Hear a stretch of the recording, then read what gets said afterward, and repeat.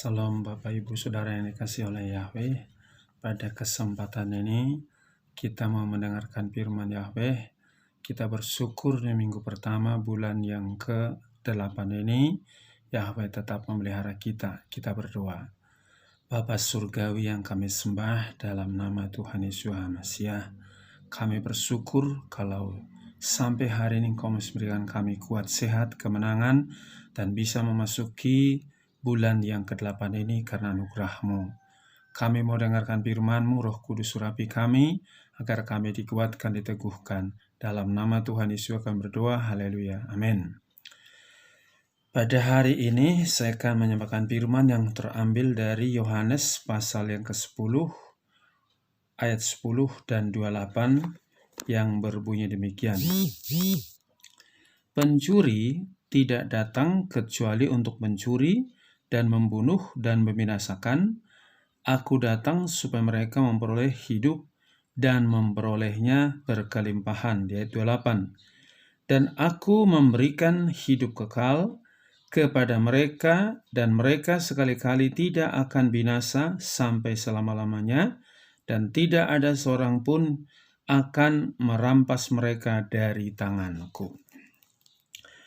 Pada kondisi sekarang ini, keadaan di dunia semakin banyak orang dihantui oleh ketakutan, kecemasan, bahkan berbagai macam yang terjadi. Hari ini saya berikan temanya adalah Iblis mematikan, tetapi Yeshua HaMashiach memberikan kehidupan. Sekali lagi, Iblis mematikan, tetapi Yeshua HaMashiach memberikan kehidupan. Pada waktu Adam dan Hawa ditempatkan di Taman Eden, Yahweh katakan, semua buah pohon di dalam taman ini boleh kau makan buahnya dengan bebas, kecuali yang di tengah taman jangan kau makan, dan kalau engkau makan, engkau pasti mati. Iblis datang ke Taman Eden menggoda Hawa melalui ular. Kau makan saja buah pohon yang di tengah taman itu. Dalam Kejadian pasal 3 ayat 1 sampai dengan ayat 7. Itu komunikasi antara ular dengan Hawa, dan juga Adam ikut di dalamnya. Hawa berkata, kami tidak boleh makan buah pohon itu. Kalau kami makan buah pohon di tengah taman, kami mati. Tetapi iblis, yaitu menyuruh Hawa memakannya. Kalau engkau memakan buah pohon yang di tengah taman itu, engkau justru sama seperti Yahweh itu. Dan Hawa menurut. Dan kita perhatikan, di dalam peristiwa itu, Adam dan Hawa betul-betul sesuai dengan yang dikatakan oleh Tuhan Yesus tadi, bahwa pencuri tidak datang kecuali hanya untuk mencuri dan membunuh dan membinasakan. Iblis datang hanya untuk mencuri. Mereka ada damai sejahtera, ketenangan, kedamaian, tapi setelah mereka makan buah pohon yang di tengah taman itu, mereka takut, gelisah, cemas, bimbang. Ya, dia curi itu damai sejahtera. Apalagi dikerjakan oleh iblis, yaitu membunuh. Jadi tidak ada lagi semangat bagi mereka, ketakutan, malu, cemas tadi, dan bersembunyi. Dan di dalam Kejadian pasal yang ke-3 dikatakan bahwa karena Adam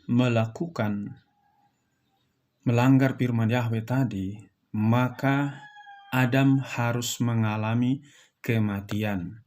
Kita tahu dalam Roma pasal 6 ayat 23 bahwa upah dosa adalah maut, kematian.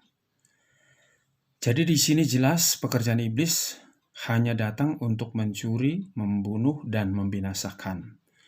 Kita bersyukur Tuhan Yesus datang ke dunia bukan untuk membunuh, tapi justru memberikan kehidupan bagi manusia. Nah, yang pertama-tama kita perhatikan bahwa Yesus datang ke dunia ini, tugasnya dalam Lukas pasal 9 ayat 56a yang berbunyi demikian. Sebab anak manusia datang tidak untuk membinasakan jiwa manusia, tetapi untuk menyelamatkannya.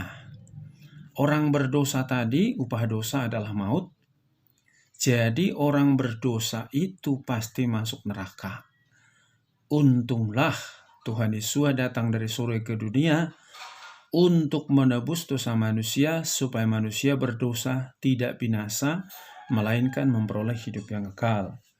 Nah, apalagi yang diberikan oleh Tuhan Yesus kepada manusia?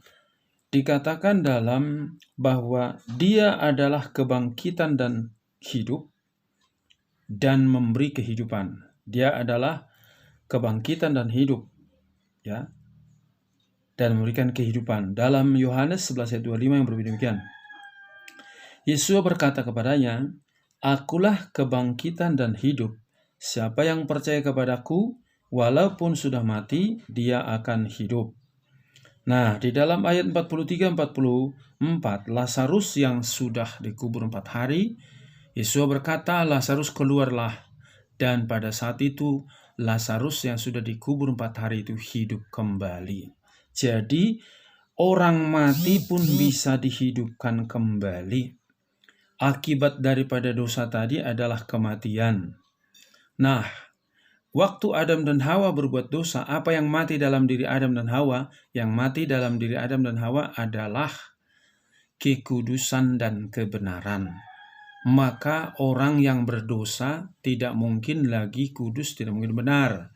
Jadi kalau dia tidak kudus, tidak benar, pasti ada kematian dalam diri dia. Nah, apalagi yang Yesus berikan kepada manusia? Bahwa Yesus itu, dia adalah jalan dan kebenaran dan hidup untuk masuk ke dalam kerajaan surga. Dalam Yohanes 14 ayat 6 yang berbunyi demikian. Yesus berkata kepadanya, "Akulah jalan dan kebenaran dan hidup. Tidak seorang pun datang kepada Bapa jika tidak melalui aku."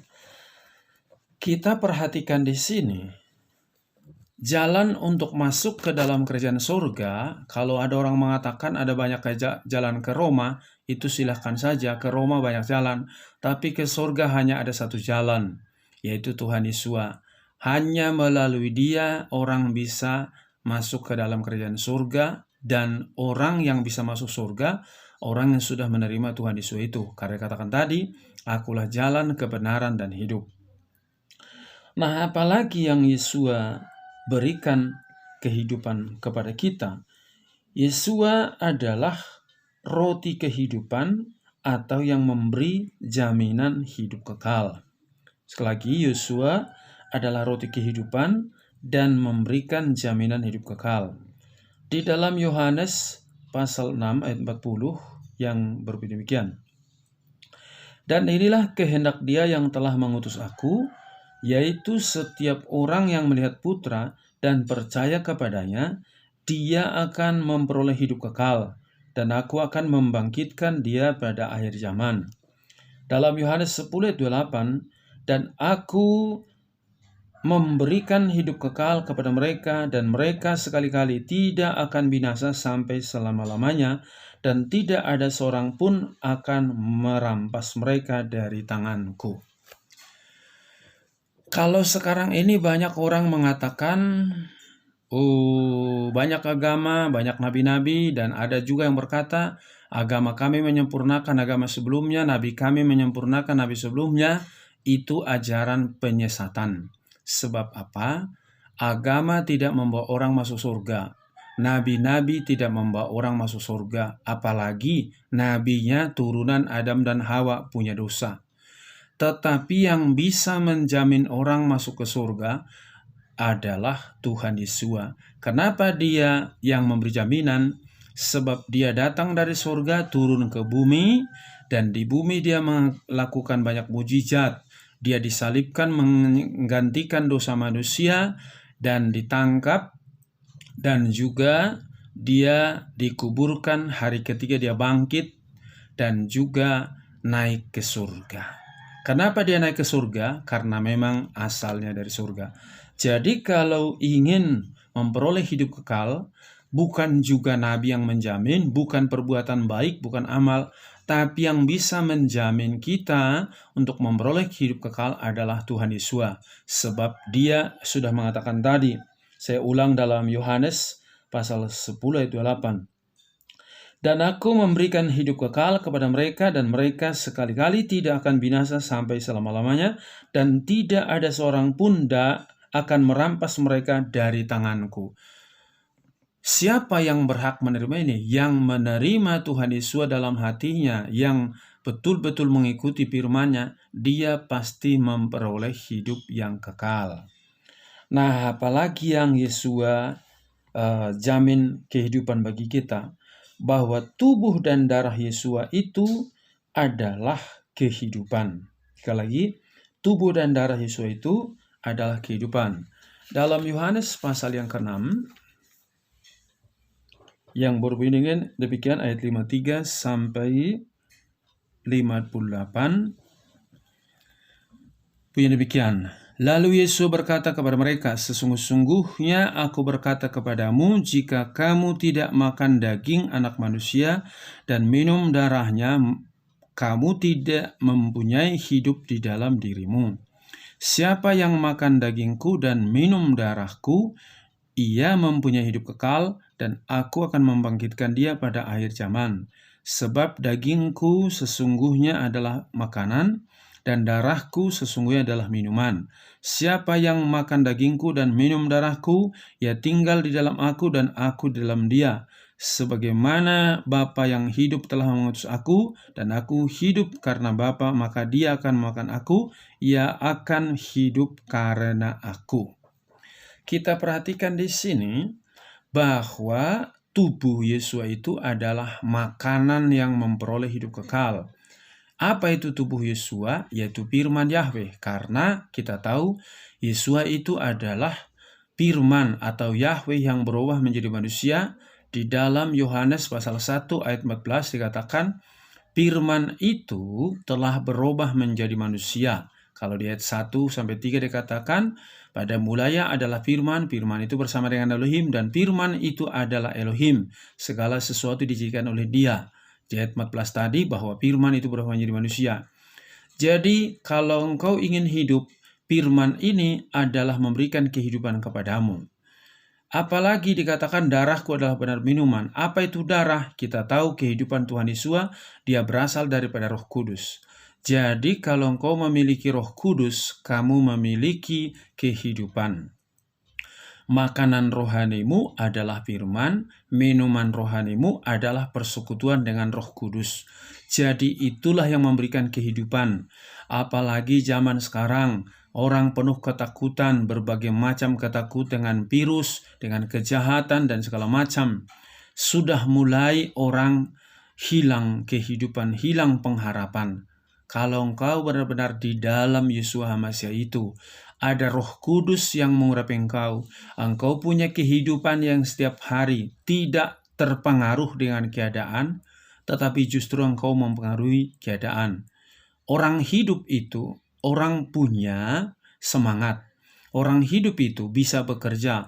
Orang hidup itu bisa memuliakan Yahweh itu. Jadi banyak sekarang mengatakan hidup, tapi sebenarnya dia mati. Biarlah kita melalui firman ini, supaya kita benar-benar mengerti kemahakuasaan daripada Tuhan Yesus itu. Yang terakhir, bahwa Yesus itu mengalahkan kematian. Di dalam 1 Korintus pasal yang ke-15 yang berbunyi demikian, di ayat yang ke-54 sampai dengan 57.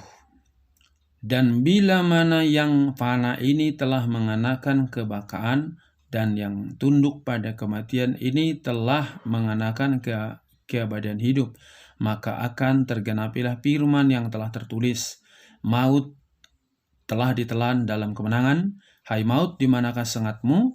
Hai maut, di manakah kemenanganmu? Dan sengat maut adalah dosa, dan kuasa atas dosa adalah Taurat. Namun syukur kepada Elohim yang memberikan kepada kita kemenangan melalui Tuhan kita Yesus HaMasiah. Kita perhatikan di sini yang sudah mengalahkan maut. Kalau tadi kematian dikalahkan, sekarang maut, yaitu hukuman kekal, dikalahkan. Siapa yang menerima Tuhan Yesus itu, siapa yang hidup dalam dia pasti memperoleh hidup yang kekal. Ya, yang penutup dalam Yohanes pasal 5 ayat 24 yang berbunyi, sesungguh-sungguhnya aku berkata kepadamu, siapa yang mendengarkan firman-Ku dan percaya kepada Dia yang telah mengutus aku, ia memiliki hidup kekal dan tidak masuk dalam penghakiman, melainkan telah berpindah dari kematian kepada kehidupan. Jadi kalau tadi iblis mematikan manusia, ingat kau bersyukur kalau punya Tuhan Yesus, Dia memberikan kehidupan kepadamu, baik hidup di dunia maupun hidup yang kekal. Yesus HaMasiah menjamin hidupmu. Amin. Kita berdoa. Bapa di surga, terima kasih atas firman-Mu yang sudah kami dengarkan.